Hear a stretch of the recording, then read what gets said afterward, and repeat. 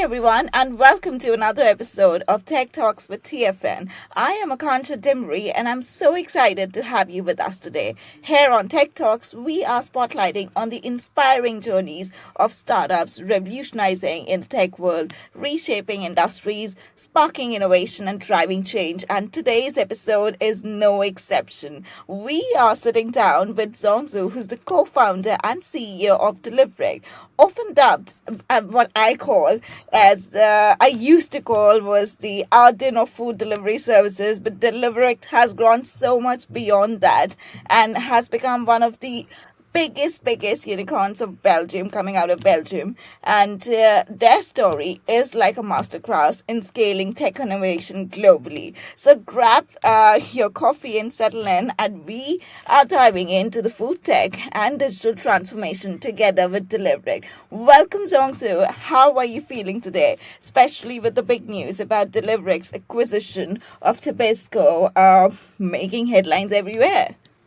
Hey, Kansha, thank you for allowing me on your podcast. What an intro!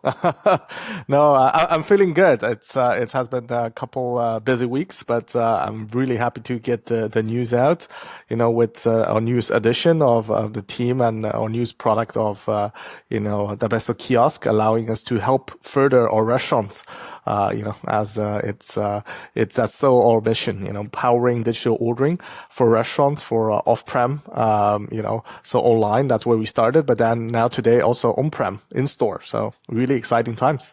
That's lovely. And just before we are wrapping up 2024 and getting into 2025, for those who are not familiar, Song, could you tell us more about Deliverect and also what motivated you to acquire Tabesto, and how does this move align with your long-term vision for the company? Yeah, absolutely. Deliverect, we started this, 5, 6 years ago. So we were founded end of 2018, 19. So it's still not that old company, but we scaled quite rapidly, right? Today, to give you an idea, we power almost 55,000 restaurants around the world in 52 countries. So literally, in all continents. And we have processed, last year we ended the year around 450 million orders that we have processed for restaurants. That's what we do, order processing. And this year in 2024, we will end the year with around 800 million. So, almost doubling that amount. And what we do in essence is we are the digital ordering platform for restaurants. So we help them to connect with all their digital sales channels. We started in the online world. So thinking about we connecting to Deliveroo, Uber Eats, Just Eat, Grubhub, all these channels, as well helping restaurants to sell on their online ordering platforms, socials, Instagram, QR. And today, I think, we're taking it to the next step where, beside the online side, we are also entering the in-store where, with the addition of kiosk, we can help restaurants to capture all their orders and, making sure that they have one platform to manage everything. And you ask why Tabesto? As I mentioned, we started very much in the online world. I think we're quite dominant globally. But more and more we saw customers, as we have 55,000 restaurants saying, hey, why don't you help us in store as well? Because, we have menus, promotions, customers, across all your digital platform that you manage. Well, we don't want to do it separately for the in-store ones as well. So it was very much a natural evolution to provide this. And, as I'm a software engineer, I believe we can make everything, but then sometimes it's also good to not reinvent the wheel. And, and we found the best company in Europe that, has built, amazing kiosk at scale. And so, very happy that, Guillaume, CEO of Tabesto, and their team, are able to join us and, continue the journey to helping restaurants. That's wonderful. That's a great acquisition story. So, is there a certain amount that you are revealing to the media? How much did you acquire the company for? No, I think we this is private. I think what we are revealing, look, it's really a significant journey with Tabesto joining. Tabesto has around 1,500 customers, so that's really good, and they are in 5, 6 countries. So we're today active in the Benelux, France, Spain, Switzerland, and UK. But as we scale, we'll take them into more countries, right? And last but not least, really happy to have almost 60 people joining us from Paris. We had an office in Paris, but this really solidify also our positioning in France, and continue our journey to help restaurants. Amazing. And that's a very huge team which is joining you. And how big is the Deliverect team already right now? So we're around 420. So combined, we're nearing the 500 people. I think in the last couple of years we scaled, but luckily we scaled the business even more than the team. So it's allowed us to still grow quickly, but then in a profitable way. So I think that's very needed these times. But adding that team, allows us to get expertise we don't have, as well, helping us to accelerate that side of the business. That's true. I mean, speak to you every time you have a funding round. Yeah, exactly. And and Deliverect has already become a European unicorn, and you've got, as far as I know, around 237 million in total funding, and investors like Dutch investors, Nuon, and European investors are backing you. You're already expanding in US, as far as I know. Please correct me if I'm wrong. And so, where did this incredible story begin? We would like to dig deep into that. And what are some key milestones that drove you and the company to this level of success? Yeah, 100%. First of all, on the US, I actually moved a couple of years ago to New York. So, most of the time based in the US.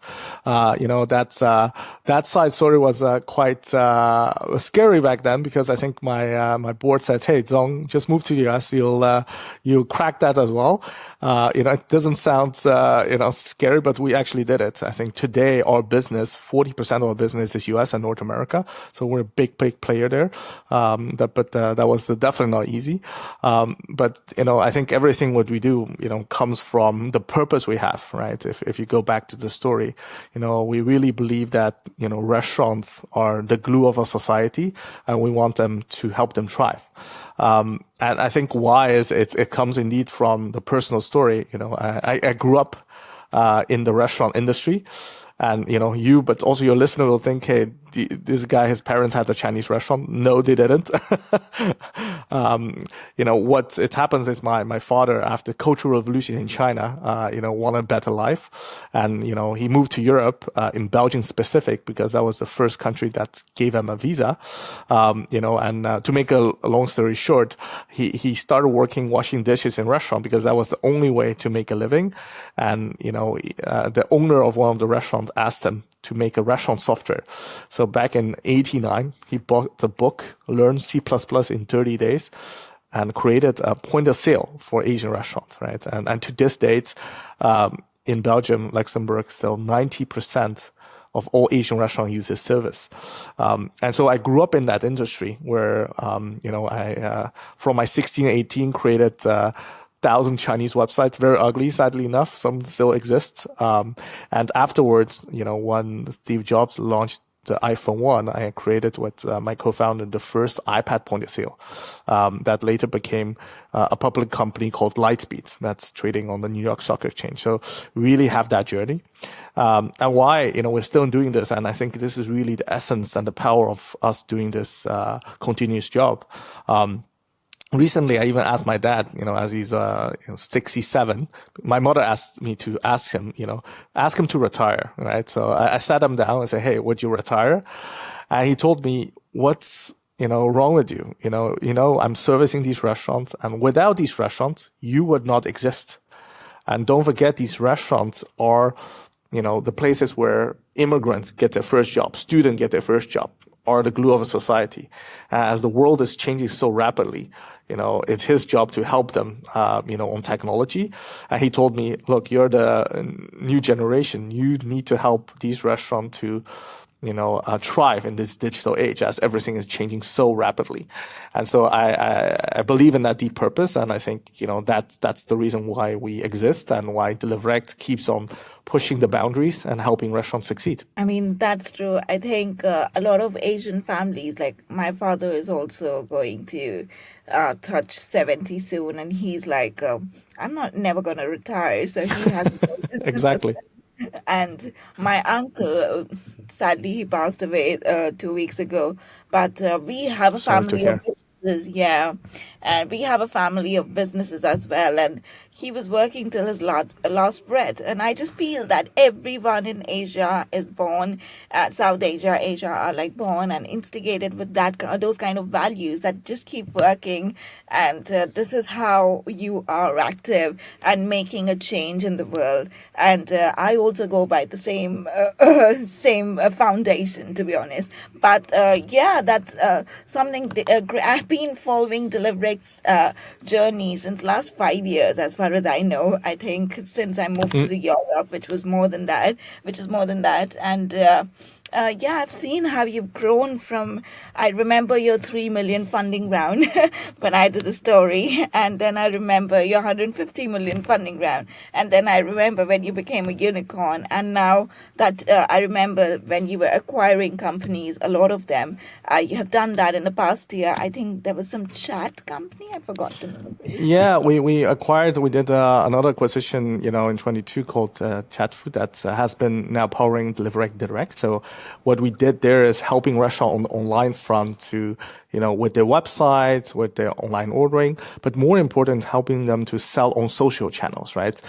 So selling on Instagram, TikTok, Facebook, that's the new way. And, that allowed us to build a full online platform, right? Where, if you're a restaurant today, I think take larger restaurants, they sometimes have 12 digital channels.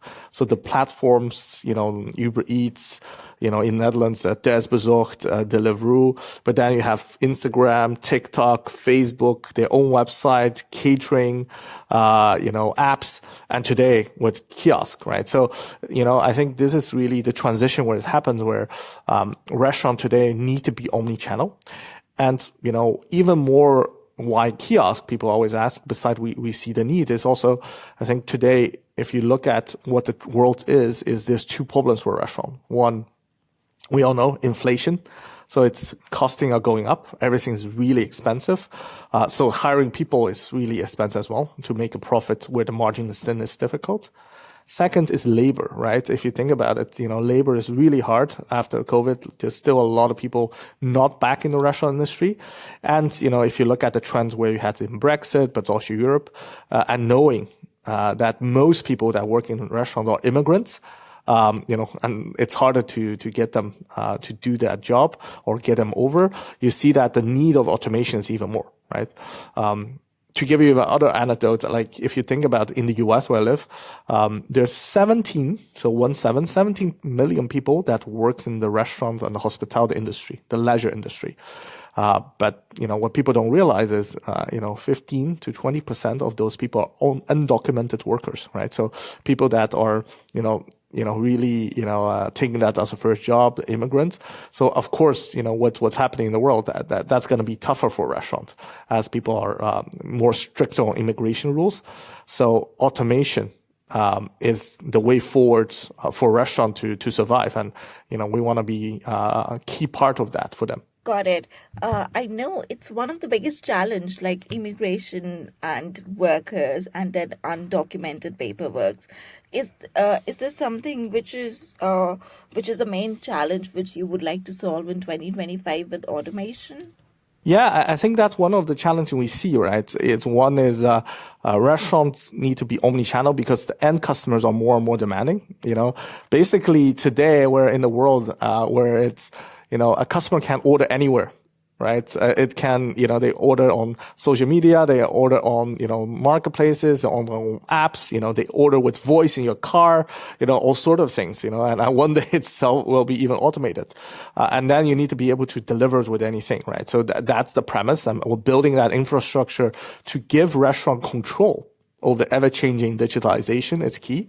And now, of course, with kiosks, we can also do that in store. What's extra interesting is, helping to automate is one thing, but actually help them to sell more and provide better service. And what do I mean with that is, with the rise of AI, we can do hyper-personalization in the restaurant, where before not possible because you have so many customers.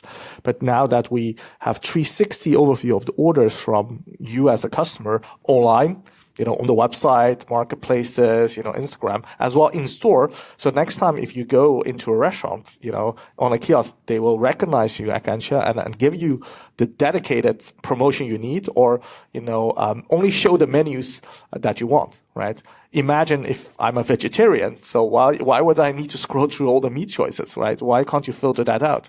Or if I'm allergic to certain things, you should be proactive. Or if I'm, wanting certain promotion because my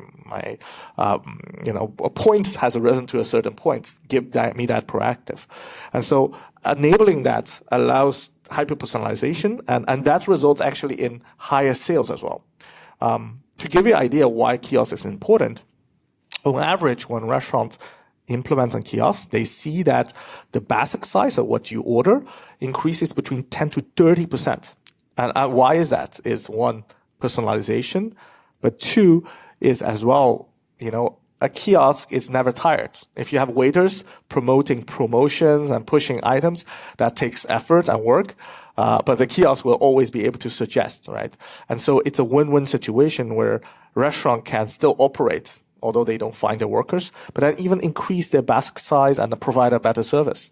I completely get that. I mean, I would prefer a face or the table kiosk to order, and I think I do that all the time when I go out. And I think there are apps like Uber Eats and something which you mentioned about AI, and I think it's more machine learning when they just know what I exactly want and they will start giving me suggestions. So I think we need more AI integration. So I just want to understand more how Deliverect is planning for the roadmap of 2025 to have more AI into their company integrated, or is this one of your major focus for 2025?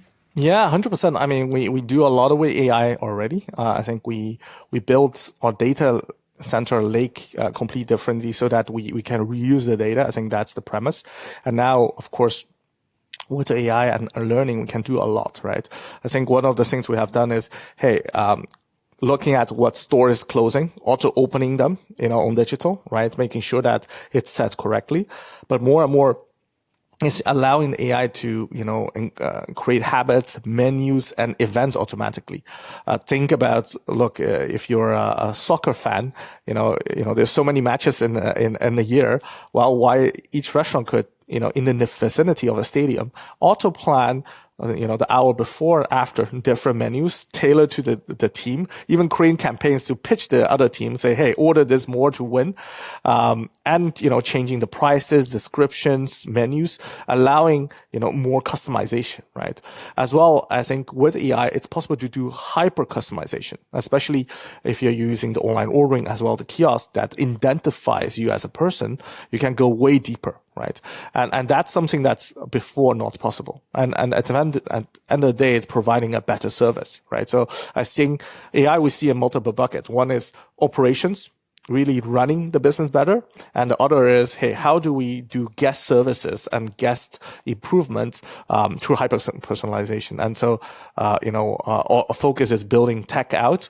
But as today with the AI technology we are becoming more and more AI first, allowing, the work that, before you need people to do it, take that away and still let people to control it, what end result is.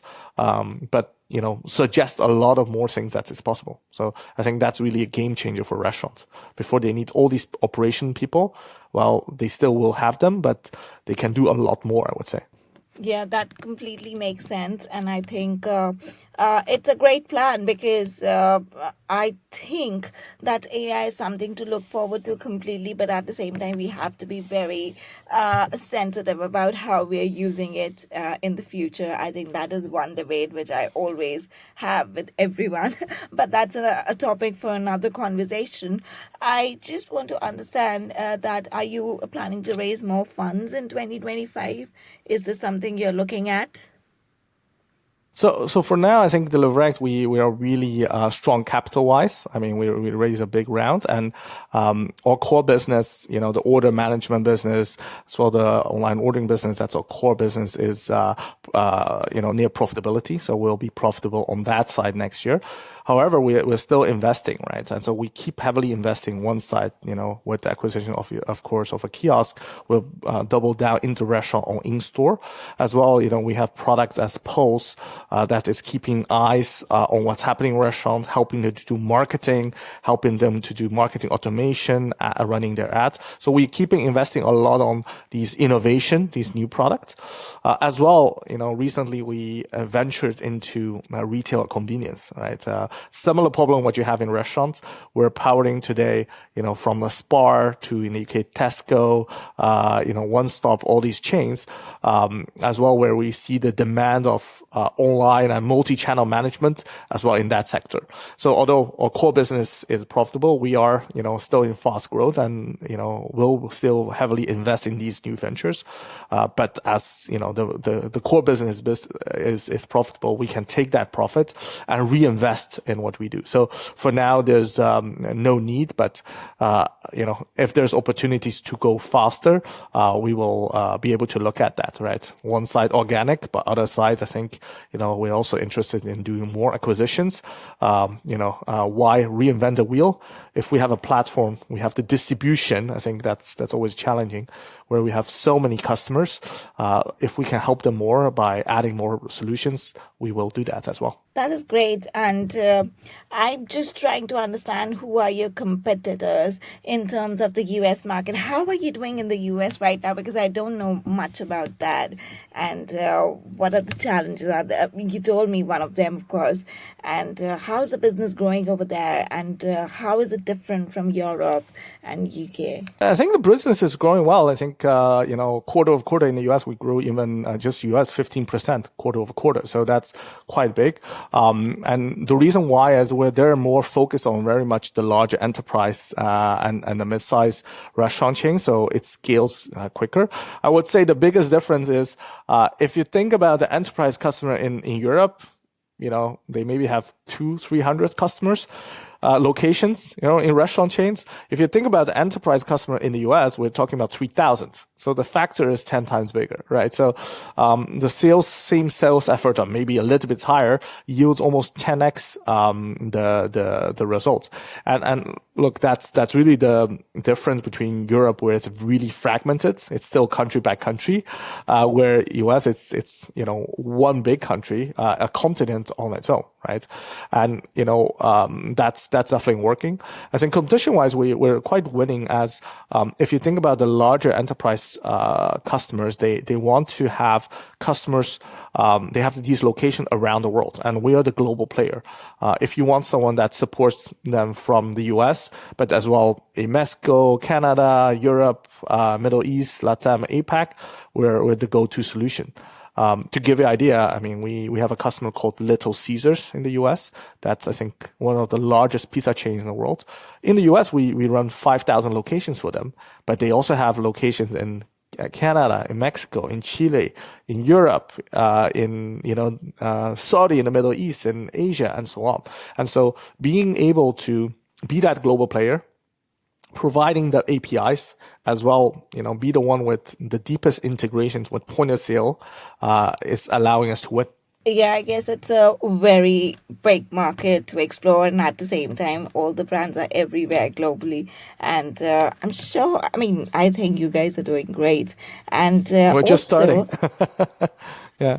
come on, we are just starting. Yeah, exactly. Okay, so coming back, I just want to check that you already have like big partnerships with Uber Eats and Shopify and Tabesto, as you said. Are you planning any more partnerships which you would like to talk about in 2025 and beyond, or you're looking at?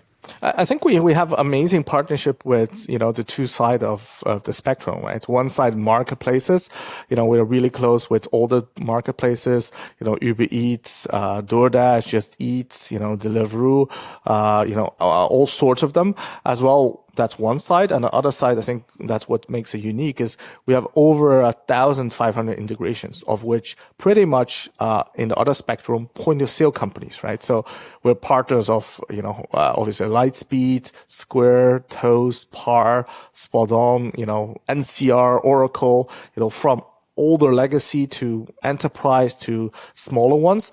And that has really been the power, right? Because if you think about it for restaurant, especially if it's mid-sized enterprise, they have a lot of systems. And so we allow them to build a digital layer, digital operating system independent what their current infrastructure is. And that's a big pain for them. Because if I'm a chain being in multiple countries, I want to just sell online, right? But then to sell online, to make sure you have the right taxes, system, printing, ERP, that's really complex. And so we take that away from them and give them the tools that allows them to do more business without the burden of operations. Yes, that sounds amazing. And this brings to my next question. That is that the food industry is really growing right now. And are the concerns about the environmental impact. So, how is Deliverect addressing sustainability challenges in the food industry space, tech space especially? I think we do a lot there. One of the most big thing is we avoid and reduce very much error rate and wastage, right? If you think about the online world, if you do orders on these platforms, I think most of the time there's 3 to 8% error rate. So imagine you're ordering something and you're not getting it, or you're getting the wrong items. So you're reordering, or, you're throwing away a lot of waste and packaging. And so if you reduce the error rate like we do, to sub 1%, it's basically on millions of orders, you're saving a lot, right? As we this year end, we'll be ending at 800 million orders and soon at the billion. Imagine you save 2-3%. 2-3% of 1 billion orders, that's a lot of orders, right? So one time, it's money that is lost, but as well, I mean, so much food wasted, so much packaging wasted. Look, that's where, we play a role to improve that quality, right? So that's key. And finally, I think, the automation side, will help as well, right? To, suggest the right things, not making these mistakes. And, even on the packaging side, we're working with a lot of reusable packaging companies, because we can control and understand you as a customer. We can, have a lot of ways of reusing the packaging, bring it back, giving points, doing that across stores. And so, I think that's still quite critical, especially in that digital age. I completely agree with that, and especially wrong orders is one of the biggest challenges. I face it a lot because I'm this heavy Deliveroo Yeah. orderer, especially when I'm leaving for office in the morning. I need breakfast, and there are so many times that wrong orders come in. But yeah, it's decreasing with time for sure. Also, want to have the last segment of this video podcast that we're doing, and that is a lot of founders are inspired by you, and they are looking for funding in this macroeconomic climate, which is, and funding is very, very difficult. So, what advice would you have for startup founders who are trying to secure capital right now? I think, the market is, like a yo-yo, right? It's difficult. We'll come back. I think, if you're a founder, focus on building your business, right? Most companies, the last two companies we started out was always bootstrapped. And, my main advice, people ask me what's the most important thing in starting a company and be successful, is it's not luck. People call it luck. Of course, there's some luck involved, but it's mainly timing. And why is timing important is you can wait or go quicker, right? So if the market is not there because it's, not only the funding market, but if your business is not growing that quick because the macroeconomic circumstance is difficult, you can also wait a bit, slow down, build your product, build it slower, listen to the customer, do the right thing, especially instead of rushing it. And when the market picks up and you see the traction of your customer, then you can push the gas pedal in. Because at the end of the day, in any environment, if you really need to raise capital to scale for your customers, you will be able to. Often you can't is because, the demand is also not there. So don't run before you can walk, right?